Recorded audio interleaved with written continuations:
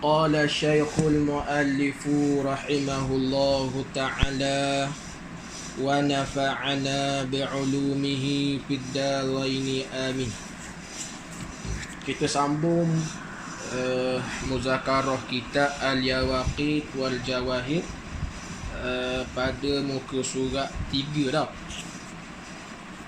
Iaitu pada kata Al-Babul Awwal kan. Baik. Standby lah.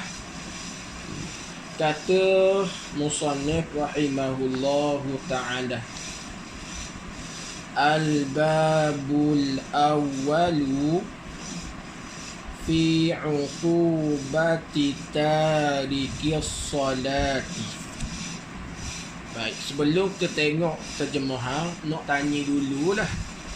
Kitab yang kita duk mengaji ni namanya kitab Al-Yawaqit wal Jawahir. Tu.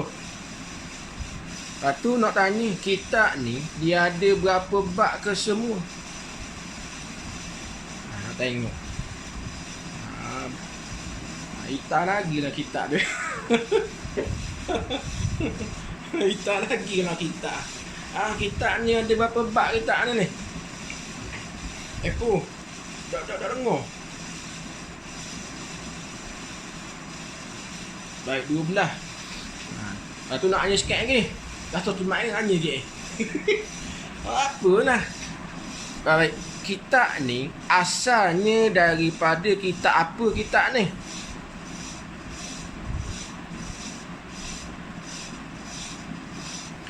Kitab Arab. Lepas tu nak tanya, tuang asal kitab Al-Yawaqit nama apa? Pengarang asal kitab Al-Yawaqit tu nama apa?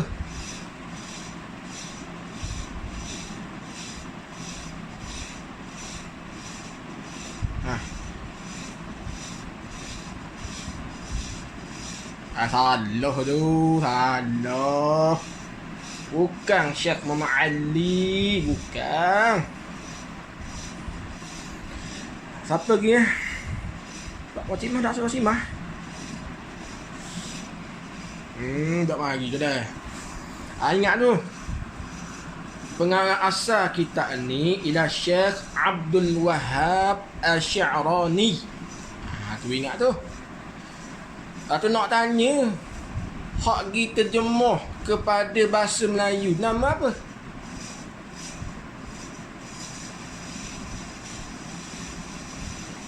Mana ada Abdul depan?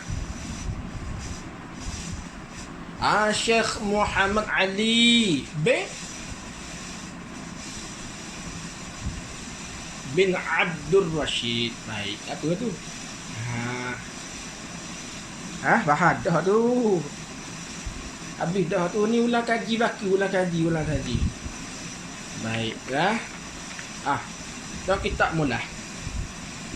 Dia kata Al-Babul Awwalu fi uqubati tarikis salati.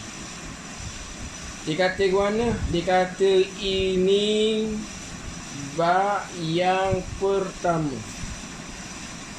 Kita malah nak bahas secara panjang lebar. Kalau dia kata Al-Babul Awwalu tu, nak lagi sikit ibarat tu. Nak lagi tu. Al-Babul Awwalu nak lagi ibarat tu. Kena takdir lagi. Hazal Babul Awwalu. Nak kita lagi. Takdir. Hadzal babul awwalu. Nak hazal sekor habis. Nak lagi. Lepas tu nak koyak khabar lagi. Al-bab boleh baca dengan baris dhammah dan boleh baca dengan baris nasab. Boleh baca al-babu, boleh baca al-babah. Erok dalamnya tu. Tu. Nak koyak jalan dia. Al-babu kalau baca dengan baris dhammah, i'rab jadi khabar bagi mubtada yang mahzuf. Takdir hazal babul awal. Takdir gitu. Ini cara pengajian halusi. Hak wayak ni hak ada kitab ada. Hak tak ada kitab tu tak apalah. Dengar-dengar dulu perbahasan. Dan ada apa? Al-ba boleh baca berapa wajah?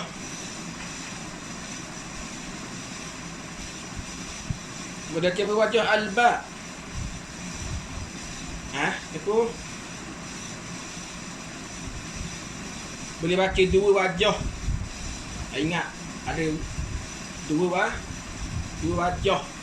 Yang pertama al-ba boleh baca dengan baris dhammah, baris rafa', baris depan. Faham tak? Bahasa nahwu dipanggil rafa', raf'un. Bahasa kita dhammah, baris depan. Itu wajah yang pertama. Tuan tanya, kalau baca dengan al-ba dengan baris dhammah, i'rab jadi mana?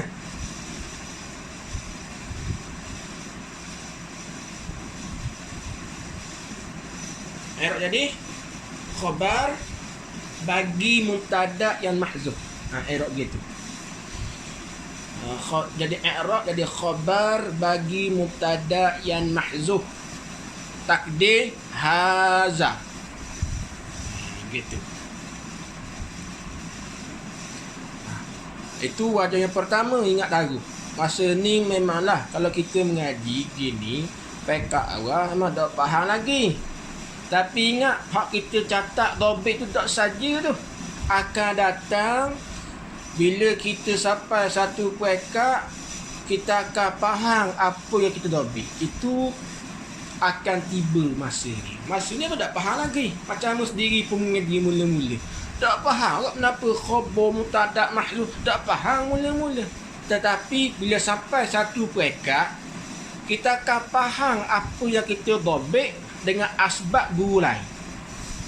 Itu wajah yang pertama.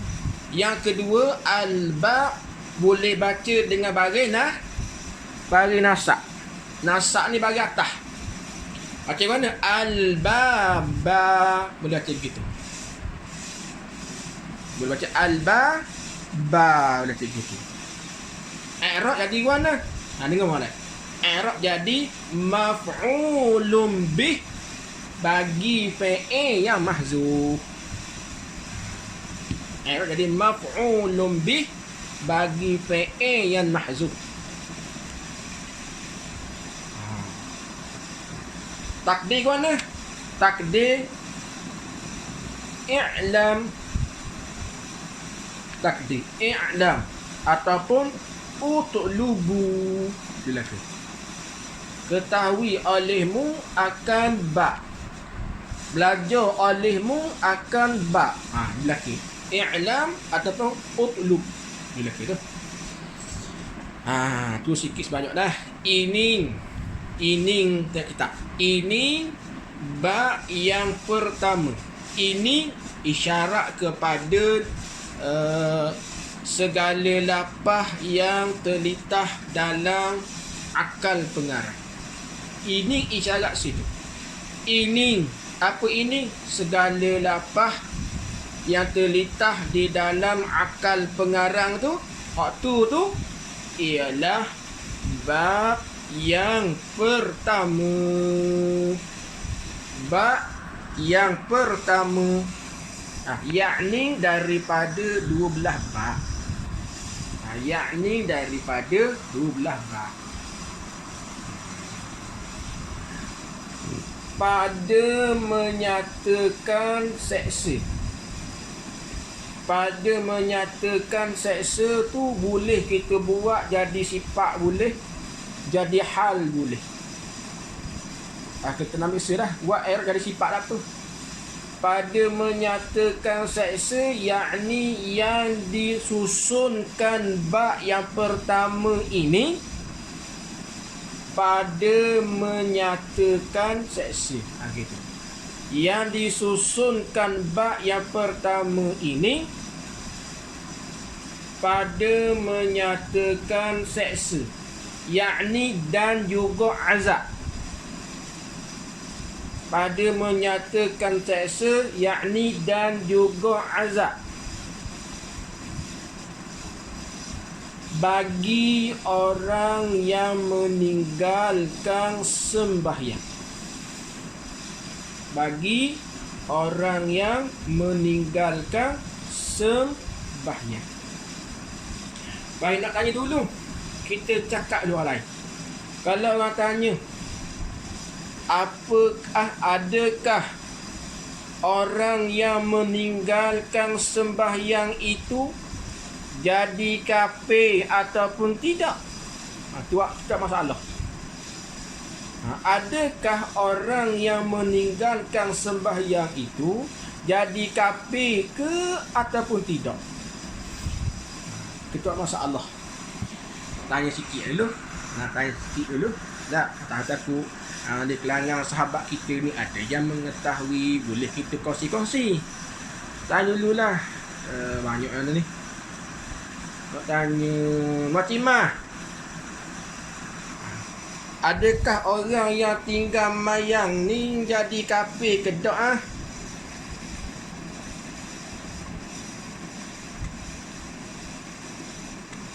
Tak kafir?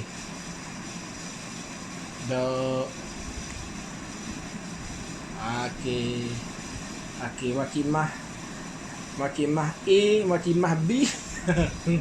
Dua Fatimah kata tak kafir. Apa? Kan apa? Orang tinggal mayang ni jadi kafir ke tak?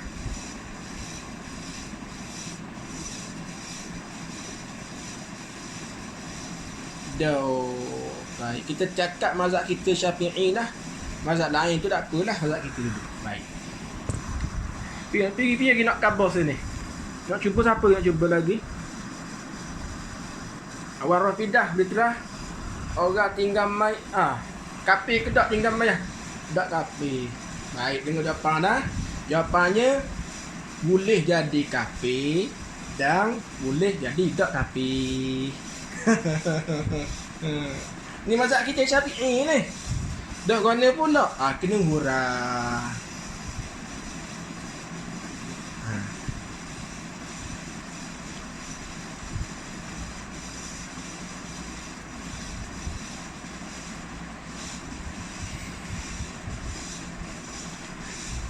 Apa faham dah tu?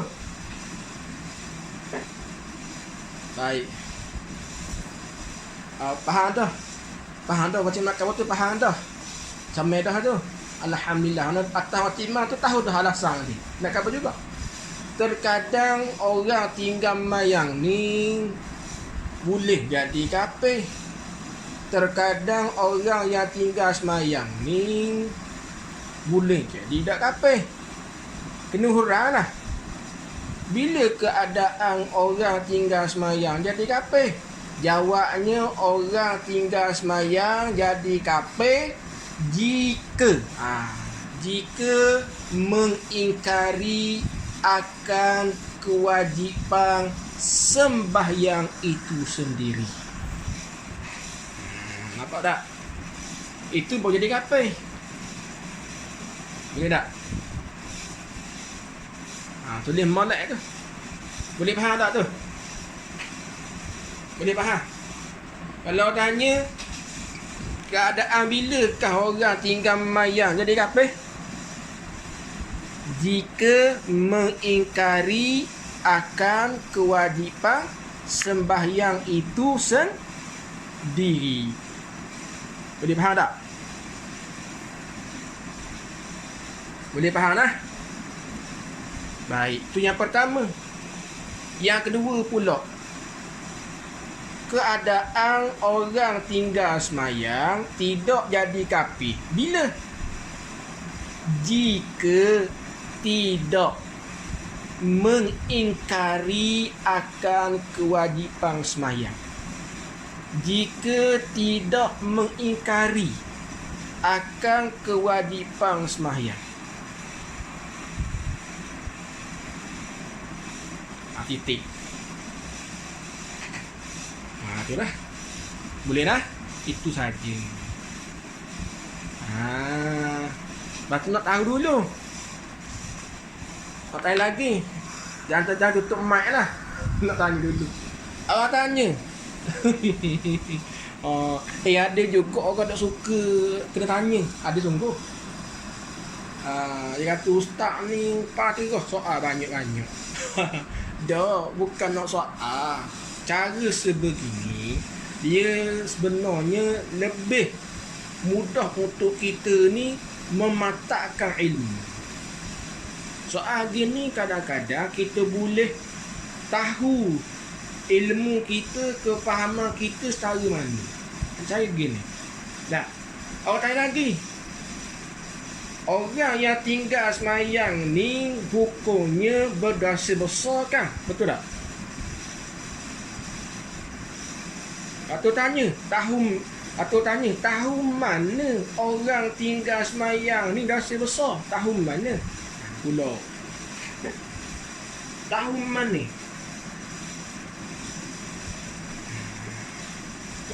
Ya.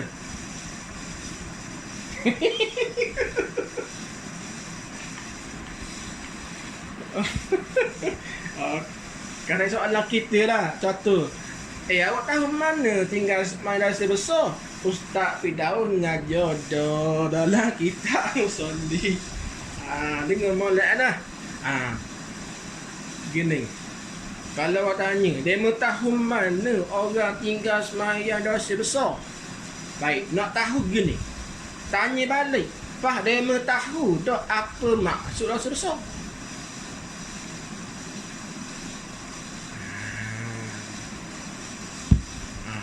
Nak tahu semayang dosa besar ke tak, kena tahu dulu apakah maksud, apakah makna ataupun pengecaman dosa besar tu.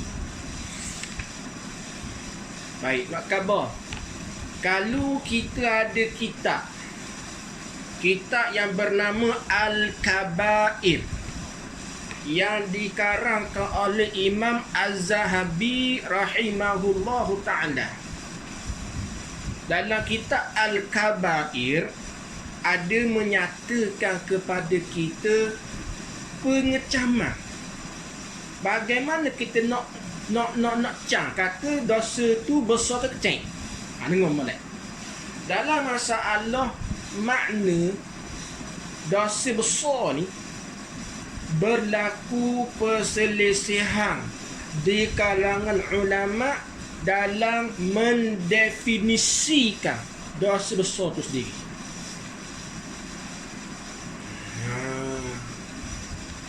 Berlaku perbezaan pandangan di kalangan ulama dalam mendefinisikan dosa besar itu sendiri.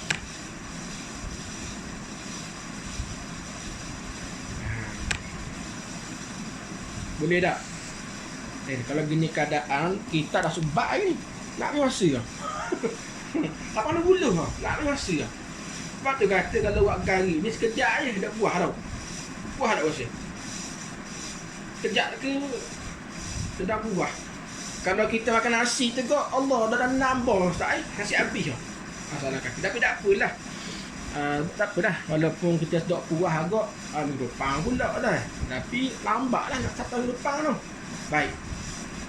Pandangan yang pertama,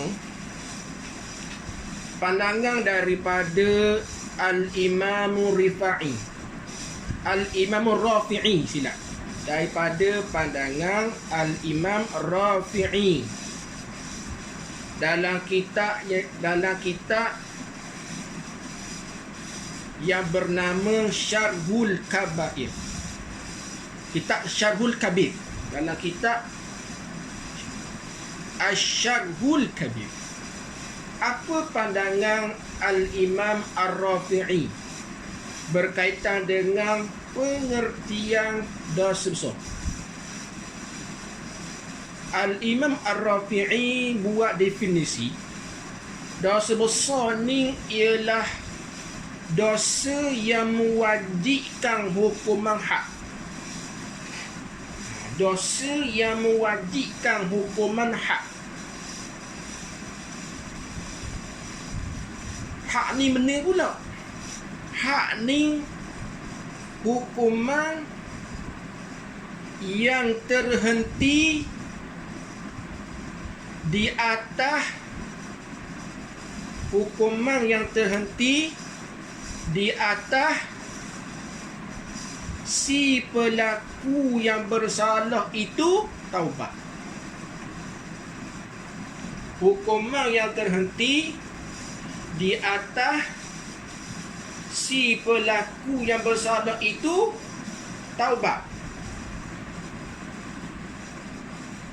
Itu makna hukuman hak.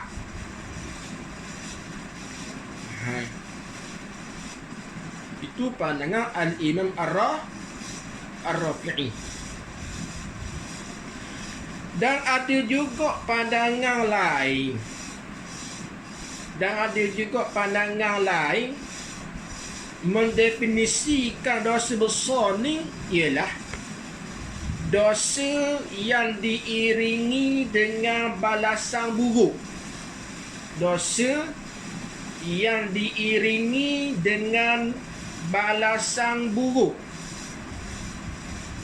kepada pelaku yang bersalah dengan berdalilkan daripada Al-Quran dan Hadis. Itu setengah pandangan membuat definisi dosa besar gitu. Dok dan khabar jangan malu. Ngaji dok dan kena khabar. Dengan saya dok dan khabar. Tak usah malu. Biar kita mengaji biar sikit tapi boleh faham banyak. Berapa dah tu? Pandangan 2. Baik. Pandangan yang ketiga, pandangan daripada Syekh Izzuddin Ibnu Abdissalam.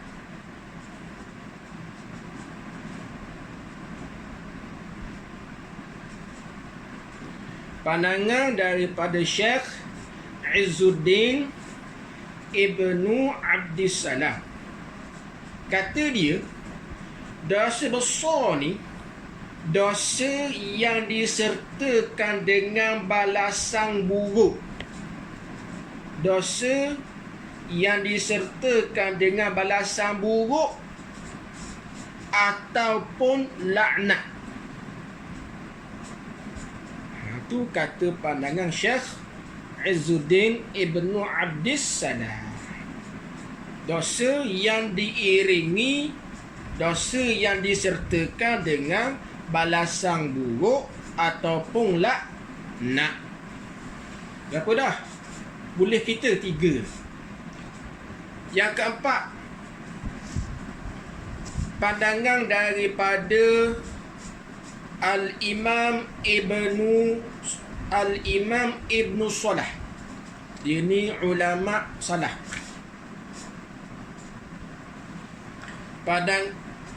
Salah. Ulama salah. Pandangan daripada Al-Imam Ibnu Salah. Kata Al-Imam Ibnu Salah, dia kata gini, ada beberapa tanda. Ada beberapa tanda yang menunjuk suatu dosa itu termasuk daripada dosa besar. Dibuat alamat. Ada beberapa alamat yang menunjukkan suatu dosa itu termasuk daripada dosa besar. Yang pertama, dibuat alamat. Yang pertama, mewajibkan hukuman hak. Mewajibkan hukuman hak.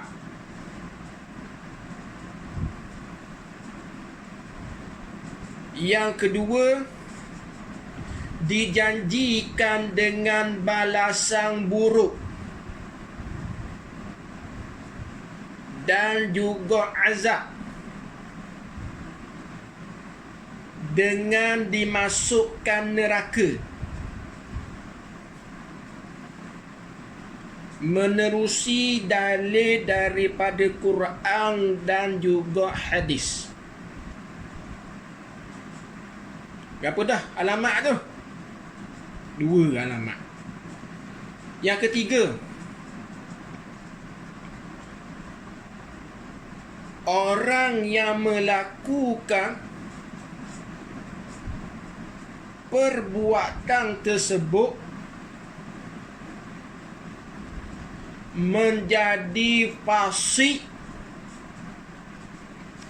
dan dilaknat oleh Allah.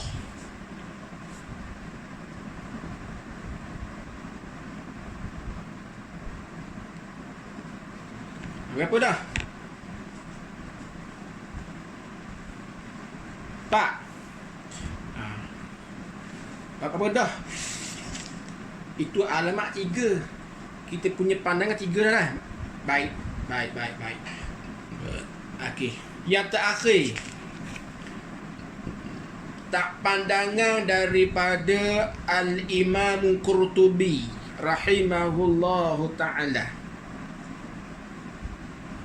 Ini pandangan daripada Al-Imam Al-Qurtubi rahimahullahu ta'ala.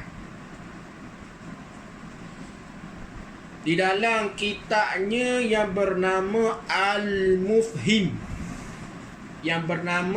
Kitabnya yang bernama Al-Mufhim. Al-Mufhim. Al-Mufhim itu lain. Al-Mufhim. Dah tak? Boleh? Apa kata M-U-F-H-I-M? Mufhim. Kalau morphing tu dah ada. Mufhim. M-U-F-H-I-M. Mufhim. Kalau morphing tu dah ada. Nak tu. Ada.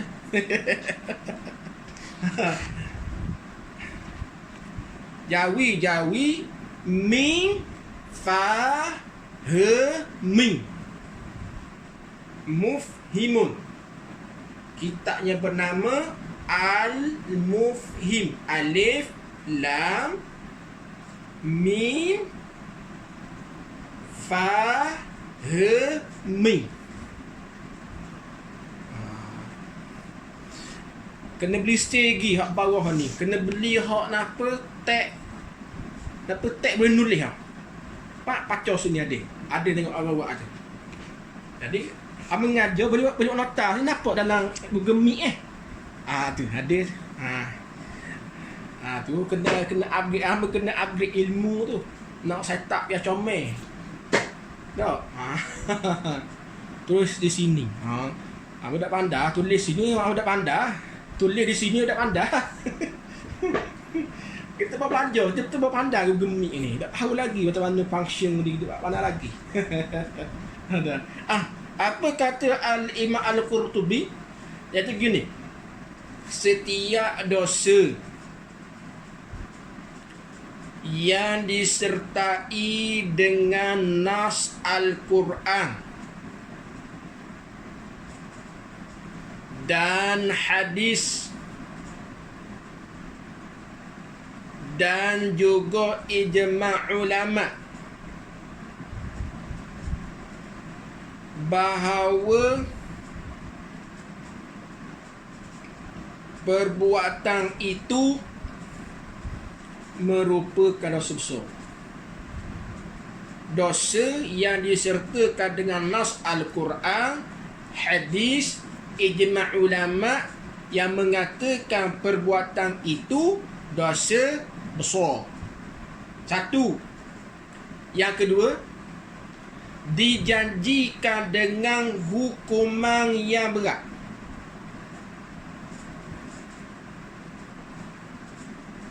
Dijanjikan dengan hukuman yang berat. Tu dua. Tu Al-Imam Al-Qurtubi duduk royak. Lepas tu soalan tadi, kita tahu macam mana orang tinggal semayang ni dah sebesar. Tahu mana?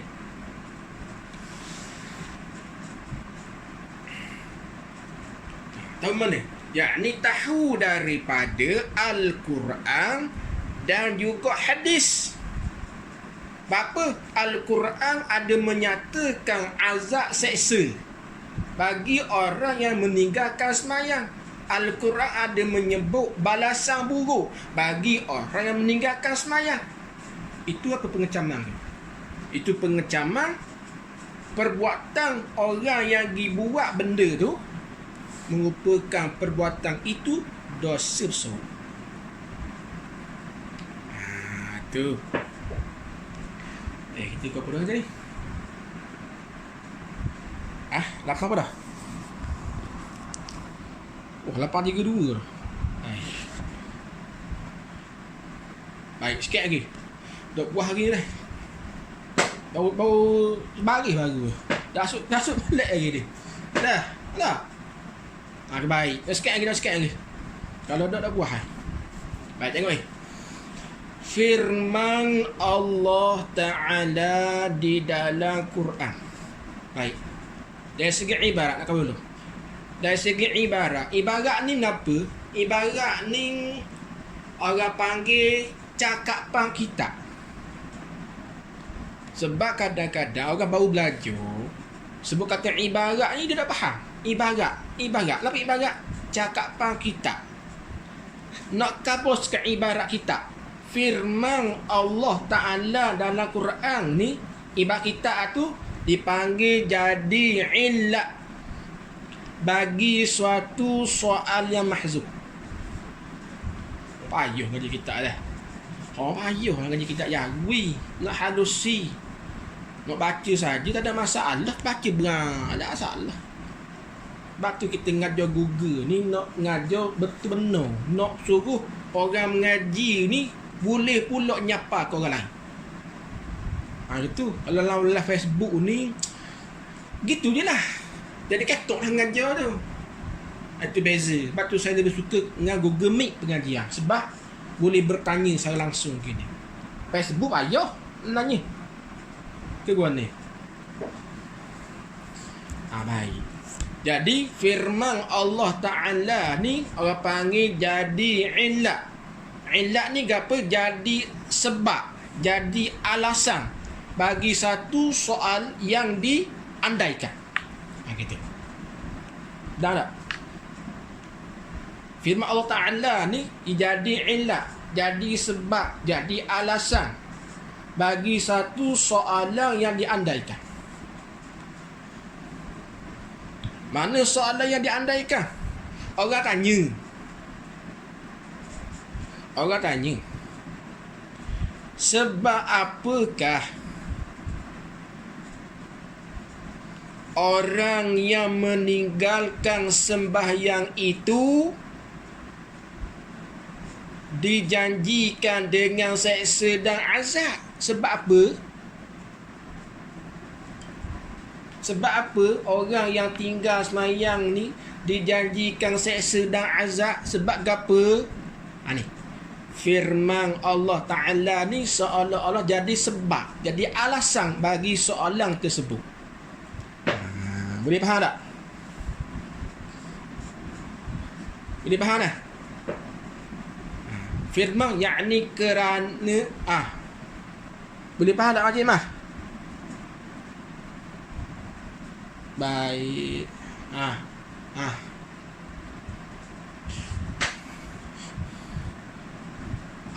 Jadi sebab alasan. Baik. Firman Allah Ta'ala yakni kerana telah sabit pada firman. Gitu. Tulis molek tu. Sebab tu kalau orang ada kitab dia untung sangat-sangat. Yang tak ada kitab tak apa. Saya akan upload semula lah rakaman dalam YouTube saya tu. Baik.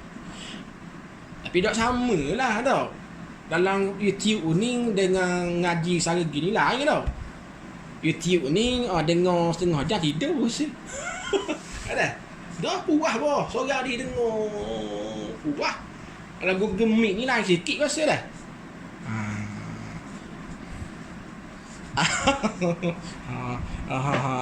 Tu yang naknya kena soal. Tak apa. Orang yang berani mencuba, insya-Allah dia derah pandai.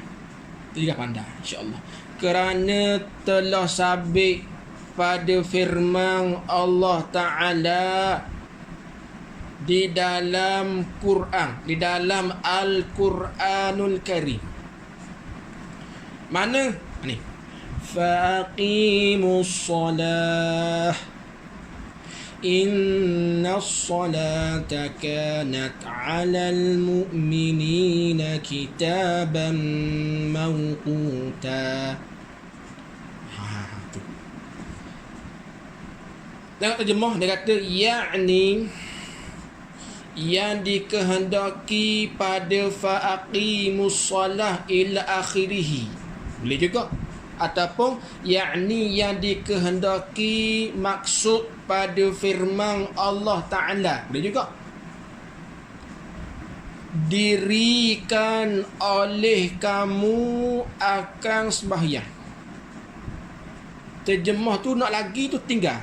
Faaqimus salah. Dirikan oleh kamu, yakni maka seko tinggal.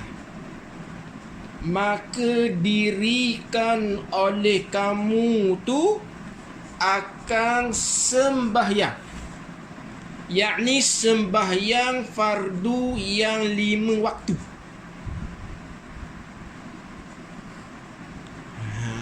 Tu. Sebab apa kena khabar semayang fardu yang 5 waktu? Kerana tilik pada alif lam pada kalimah as-salah. Pakai dengan makna alif lam lil jinsi. Banyak hal lah tu. Baik. Lepas tu orang tanya, dirikan oleh kamu akan sembahyang. Orang tanya diri lagu mana? Kediri cegak gitu. Orang tanya pula, dirikan oleh kamu akan sembahyang. Diri mana? Diri cangok gitu, cacang je.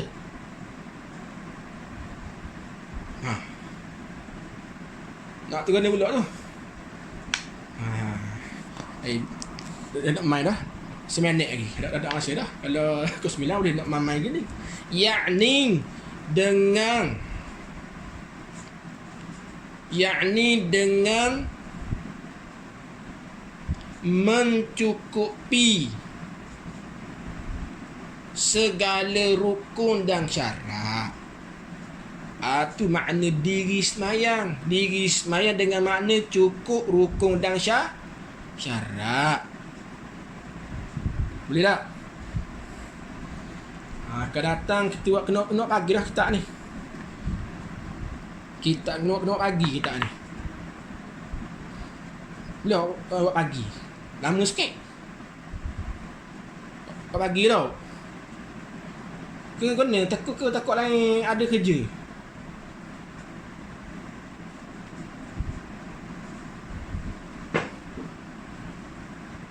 Kau tanya ramah tu. Takut ada kerja, takut pagi dia kerja kau. Nanti tanya mula lah. Habis tu. Inna salata kanat 'alal mu'minina kitaban mawquta. Bahawasanya sembahyang itu. Nak khabar sikit lagi. Inna salata kanat 'alal mu'minina kitaban mawquta tu. Kalau kita mengaji dalam ilmu tafsir pula, inna salata kanat 'alal mu'minin ni dia panggil jumlah yang menepati ilat. Pula dah. Jumlah ayat inna salata tu menepati dengan makna kerana dipanggil. Jumlah yang menepati ilat orang panggil.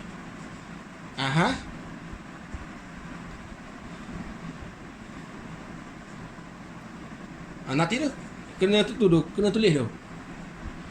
Inna salata tu dipanggil jumlah yang menepati ilat.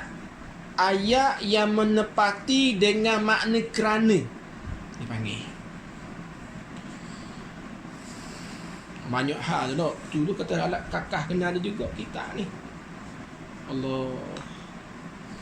Jadi bahawasanya, yakni kerana bahawasanya. Sebab apa kita semua ni kena dirikan semayang? Ayat fa'aqimus solah, maka dirikan oleh kamu akan semayang. Sebab apa kena diri semayang? Bahawasanya, yakni kerana bahawasanya, gitu. Sembahyang itu, yakni sembahyang fardu yang 5 waktu itu. Lewat ni masa ni. Adalah ia semayang fardu yang 5 waktu tu atas segala orang yang beriman, kitaban yang difardukan, yakni satu kewajipan dan kefarduan. Itu 5 lah. Berwaktu, yakni yang berwaktu. Yang berwaktu pada atas mereka itu orang beriman. Sembahyang fardu yang 5 waktu tu di atas segala orang yang beriman, satu kewajipan yang ada waktu. Satu kewajipan dan kefarduan yang mana semayang tu sendiri ada waktunya masing-masing. Tu. Jadi kesimpulannya, sebab apa orang yang tinggal semayang ni kena azab? Kerana sembahyang itu merupakan satu kewajipan dan kefarduan di atas orang yang beriman. Sebab tu. Jika sekiranya ditinggalkan kewajipan itu, maka dijanjikan dengan azab dan seksa yang amat pedih. Gitu. Itu kesimpulannya. Nampak gaya kena sambung semula. Ayat ni dah habis lagi nak royak kabur. Ayat lagi nak kabur tu. Kalau nanya, boleh ke tak kita nak anjak waktu semayang subuh di bahang pukul 10 dengan sengaja? Boleh tak? Kita bahas ni. Waktu dari segi anjak tu pula jadi guana, kalau semayang tu sah ke tak, banyak hal lagi nak cari tu. Tu semula lah. Nampak rayanya dah puas lah ni. Kita gantung lah. Dah. Okay, guana. Alif lam lil jinsi. Alif lam lil jinsi panggil. Banyak hal lah cara tu. Jadi malam ni nampak gayanya kena berhenti dulu setakat tu. Tak apalah. Orang yang tu malam ni puas ke tak tak tahulah rasa mana. Hamba sendiri tak puas lagi. Tak puas lagi macam tu. Dah puas lagi. Tak tahulah macam mana.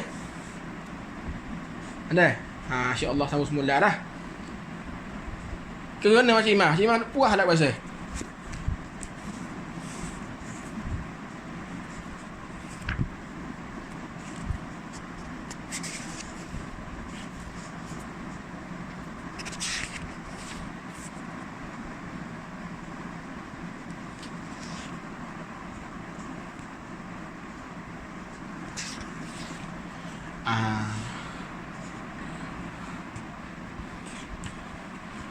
Baru masuk tajib baru dah.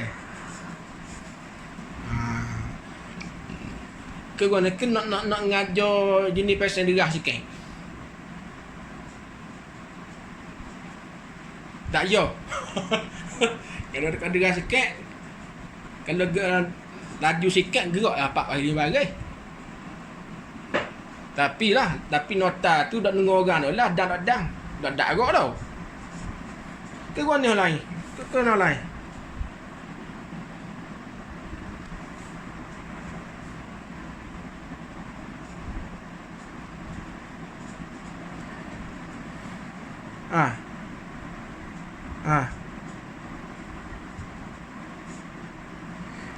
Ya. Allah, insya-Allah amalkan tu benar. Amalkan perlu mula dalam YouTube insya-Allah. InsyaAllah nah. Jadi minta